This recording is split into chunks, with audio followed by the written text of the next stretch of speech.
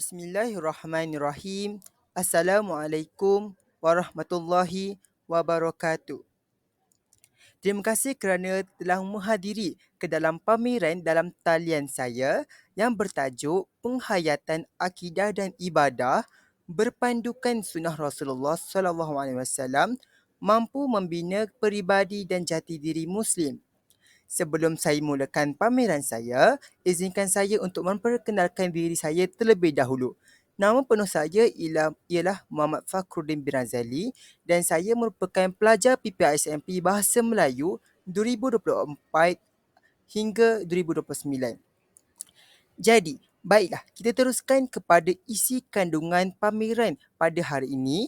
Ada 5 isi yang kita akan katakan pada hari ini. Yang pertama, mengenai pengertian akidah.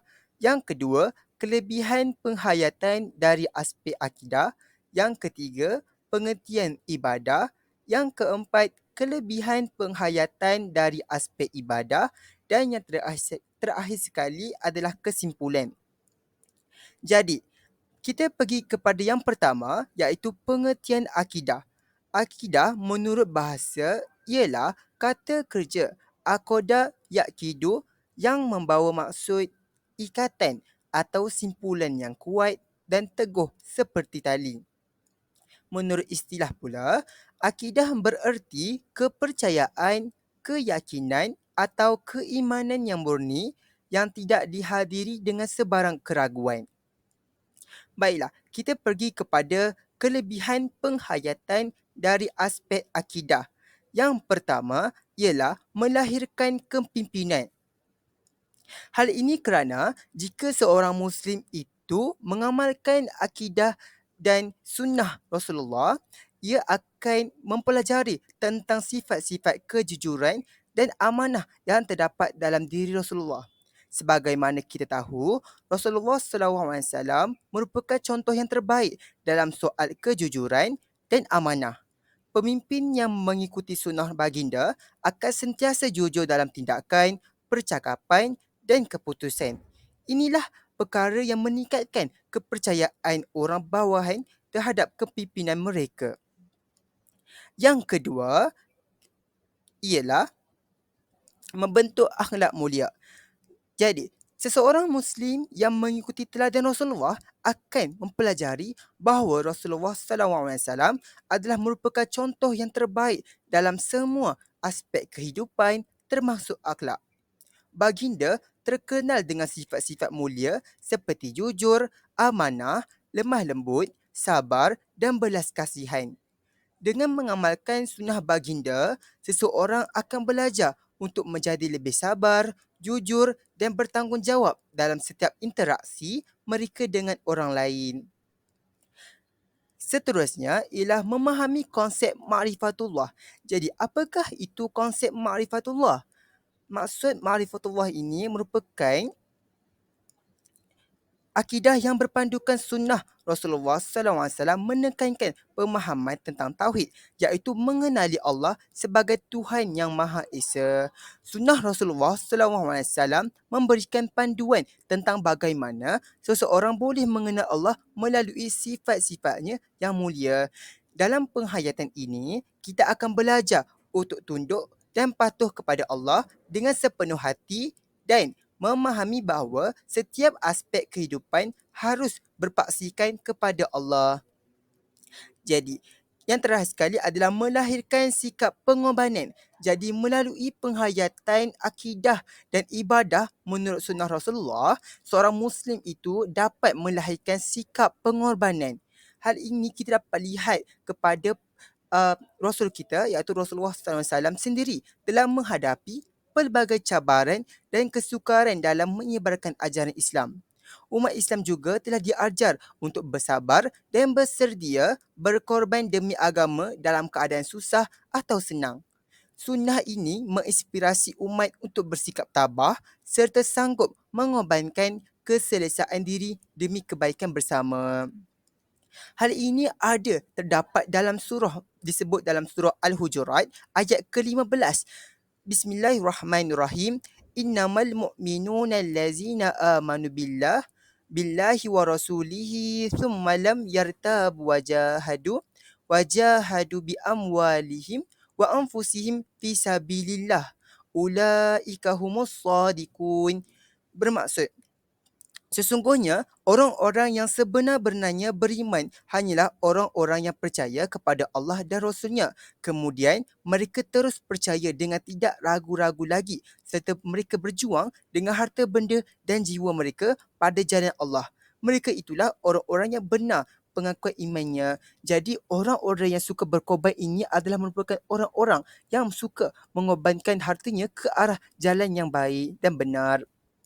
Jadi, kita teruskan kepada memahami konsep ma'rifatullah, iaitu bermaksud mengenal Allah secara mendalam.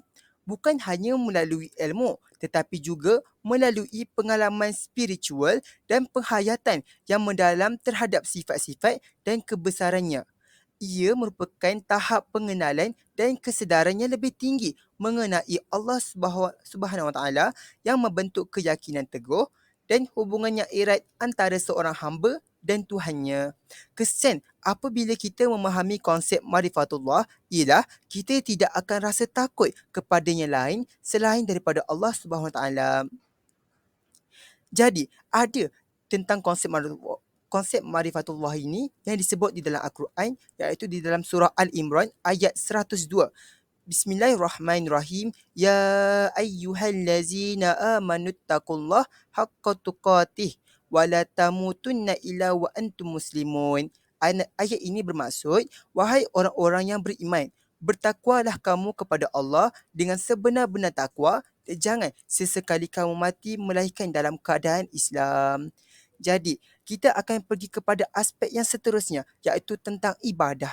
Jadi, untuk pengertian ibadah dari segi bahasa, perkataan ibadah dari segi bahasa bermaksud patuh, taat, tunduk, menyembah dan perhambakan diri kepada Allah Subhanahu Wa Taala.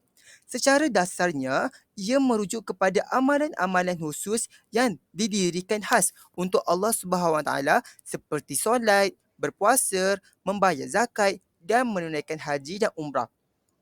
Menurut istilah pula, ibadah ini bererti tindakan menurut dan mengikat diri dengan sepenuhnya kepada segala perkara-perkara yang disyariatkan oleh Allah dan diseru oleh para rasul, sama ada ia berbentuk suruhan ataupun larangan. Jadi, kita akan pergi kepada kelebihan penghayatan dari aspek ibadah pula. Yang pertama ialah mendekatkan diri kepada Allah Subhanahu Wa Taala. Ibadah yang berlandaskan sunnah Rasulullah SAW membantu kita untuk mendekatkan diri kepada Allah Subhanahu Wa Taala dengan cara yang betul dan diterima. Mengikuti sunnah menjamin bahawa kita melaksanakan ibadah sebagaimana yang dikehendaki oleh Allah tanpa penyelewengan atau bid'ah. Yang kedua ialah mendekatkan diri kepada Allah Subhanahu Wa Taala. Dalam surah Al-Baqarah juga ada menyebut tentang mendekatkan diri kepada Allah yang bermaksud, dan apabila hamba-hambaku bertanya kepadamu tentang aku, maka jawablah bahawasanya aku adalah dekat. Aku mengabulkan permohonan orang yang berdoa apabila ia berdoa kepadaku. Maka hendaklah mereka itu memenuhiku dan hendaklah mereka beriman kepadaku agar mereka selalu berada dalam kebenaran. Jadi melalui ayat ini, Allah menyuruh kita untuk mendekatkan diri kepadanya. Jadi, seterusnya ialah menguatkan iman dan takwa. Ibadah yang dilaksanakan dengan kesedaran dan kesefahaman mendalam terhadap sunnah akan meningkatkan keimanan dan ketakwaan seseorang. Ini kerana setiap perbuatan ibadah bukan hanya memenuhi kewajipan, tetapi juga memperkukuhkan hubungan spiritual kita dengan Allah Subhanahu Wa Taala dan membina keinsafan diri tentang tanggungjawab seorang hamba. Ada juga menyebut di dalam Al-Quran tentang menguatkan iman dan takwa, iaitu di dalam surah Al-Hujurat yang bermaksud, sesungguhnya orang yang paling mulia di antara kamu di sisi Allah ialah orang yang paling bertakwa di antara kamu. Sesungguhnya Allah Maha mengetahui lagi Maha mengenal. Jadi melalui ayat Al-Quran ini, ia menekankan pentingnya takwa yang diperkuatkan melalui amalan ibadah yang mengikuti sunnah Rasulullah SAW. Seterusnya ialah kita akan mendapat keberkatan dan pahala yang berlipat kali ganda apabila kita mengamalkan sunnah Rasulullah. Amalan yang berpandukan sunnah Rasulullah SAW menjanjikan ganjaran yang lebih besar. Rasulullah SAW telah menunjukkan contoh yang terbaik dalam melaksanakan ibadah dengan sempurna dan dengan mengikuti sunnah baginda, kita dapat memperoleh rahmat dan keberkatan yang tidak ternilai daripada Allah SWT.